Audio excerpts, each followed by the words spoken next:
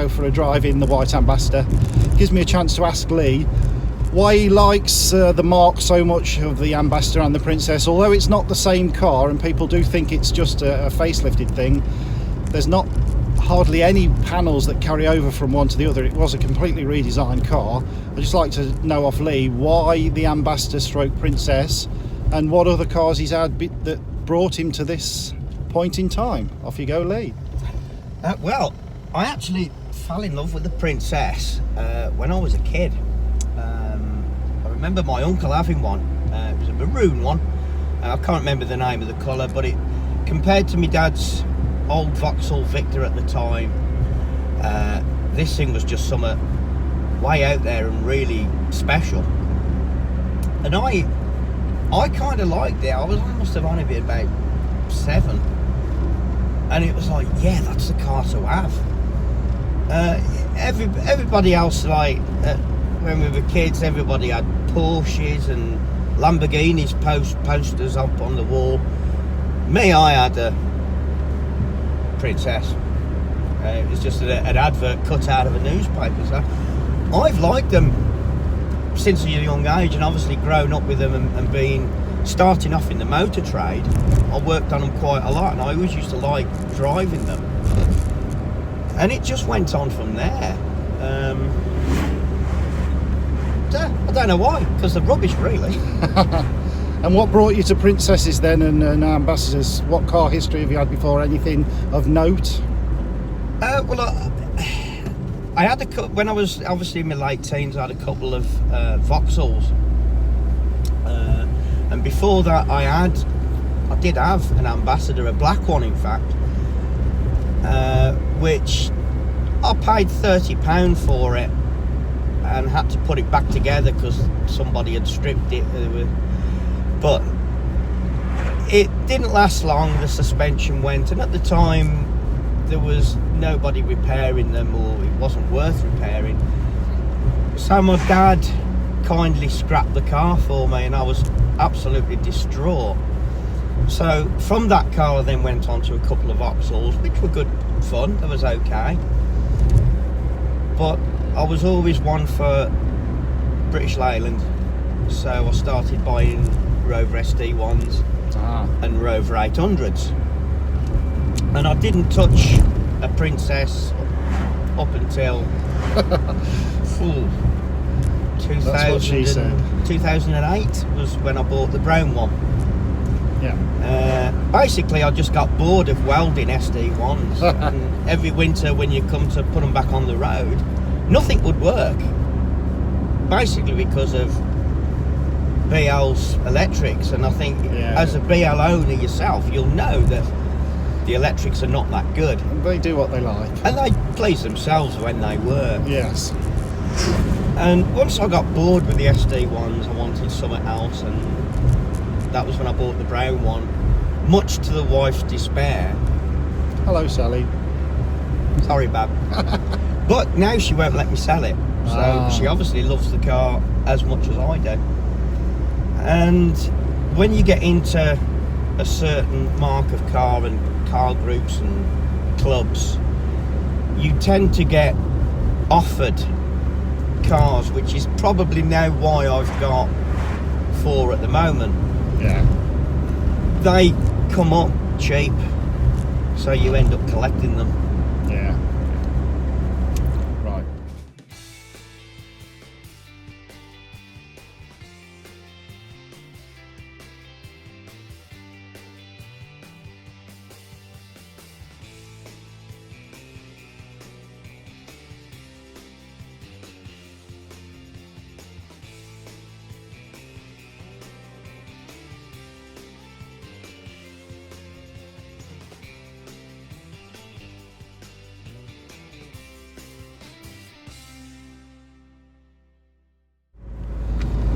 So what do you think of the good and bad parts of owning? I mean, obviously it's a 30-odd-year-old car, the same as my Allegro. There's good and bad points which manifest themselves through the age of the car, but design-wise and usability, what are the good things about owning it and the bad things about owning it that you could tell us? Me personally, I prefer the Ambassador over the Princess, simply because you've got the proper hatchback, which really the Princess should have had from day one. Yeah. Well, same as the Allegro, really. Let's face it. Yeah, the Allegro should have been a hatch. Damn you, the Maxi. Yeah. Boo hiss. British Leyland, we should point out, decided that their customer base, if they wanted a hatchback, they'd buy the Maxi, and that was that. Even though the Allegro and the Princess were perfect shape for a hatchback, you know, they missed a trick there, really. But, you know, people want a boot, apparently, or a trunk for my one American viewer.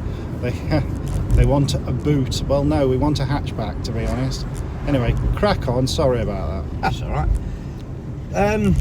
However, although I do prefer the Ambassador over the Princess, I will say that the Princess is probably a much better built car.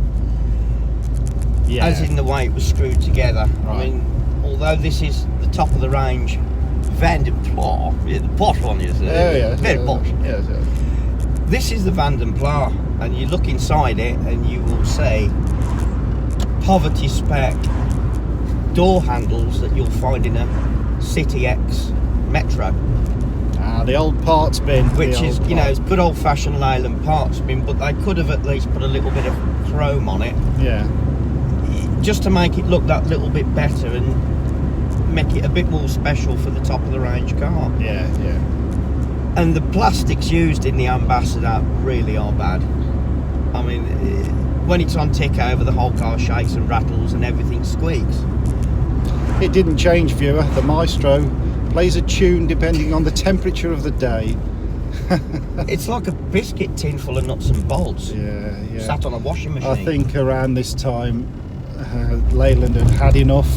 They were bad enough in the 70s, but like you say, there were still some fairly decent cars. But certainly by the late 80s and early 90s, we'd had enough. And if the parts didn't fit as the truck was going along, throw in a bag and the dealer will fit them. That's absolutely right. Yeah. There you go. But Right. with the Ambassador, I think they really could have done a bit better, really. Yeah. This was going to be an executive car at the time, really. Certainly, if you'd got the money to buy this car, you know, you would choose. You'd have bought someone else. Yeah. So, as I touched on earlier, a lot of people think that the Ambassador is just a facelifted Princess, the same as they think that the Ital is a facelifted Marina. But there's actually slight differences in the rear quarters of a Marina to an Ital, but we're not on that. We're on a Princess to Ambassador now. I believe that they only actually share, is it front doors, Lee, and that's about it? The rest is a complete redesign, because the Princess did have a boot and the Ambassador turned out to be in a hatchback in the end. That's correct, yeah. The Ambassador really was completely redesigned off the Princess platform. So while it shares the same engine, gearbox and underfloor pinions, the rest of the car is totally different. Even things like the actual outside door panels, they're not interchangeable with the Princess. Right, so there you go. Just because it looks like a block of cheese, it's not the same block of cheese. No, it's a red Leicester. A red Leicester. As opposed to a cheddar. The cheddar. Got to keep it clean, kids. No cheddar. So one thing I have noticed being a passenger in the Ambassador is, although they share the same suspension design with the Allegro, as in hydrogas displacers, the comfort level's a lot more in this car, obviously because it's bigger and obviously top of the range. You've got better seats and it's a bigger car, so it's not pitching and tossing as much as the Allegro would. So yeah, I find it a lot more comfortable. I think we're going to go and fetch the Allegro now. We've left it parked up somewhere safe and told the man not to weigh it in. And Lee's going to have a drive of the Allegro and see what he thinks. Closetly he wants one, really, but I do. Sally won't let him have one. No, Sally wants a Mini. She wants I think she'd have an Allegro. Yeah, I think you should have an Allegro too, Sal. The jury's out. Tell Sally she needs an Allegro. Yeah. Comment below. Yeah, down there. Sally, you must have an Allegro. Anyway, we're going to go and fetch the Allegro now. Lee's going to have a drive of it. I don't want to make this sort of series Rick drives other people's cars. There's enough of that. I just want to talk to the people who own the cars, as I've said in the intro, and Lee can have a drive of Agatha and see what he thinks. There we go then. I hope you enjoyed that video. Thanks to Lee for showing his collection of ambassadors, princesses and his little motorbikes. I don't know anything about motorbikes. Hope you enjoyed it anyway. If anybody else who follows the channel wants to do the same sort of thing, drop me a line in the comments. As long as we can find somewhere to meet up that's not a million miles away and you're happy to do that, I'm quite happy to film it. So until the next one, catch you later. A little addition here for you. Lee's into his motorbikes as well. He's got a lovely little Vespa, 300cc you said, didn't you, Lee? Yeah. 4-stroke, yeah. And a normal motorbike there, which I can tell is a Yamaha because I can read. I'm not into motorbikes, but that black one is very lovely. And we have a crazy dog. We like crazy dogs. Get it then. Hello, crazy dog. Are you going to bark? All you've done all day is bark.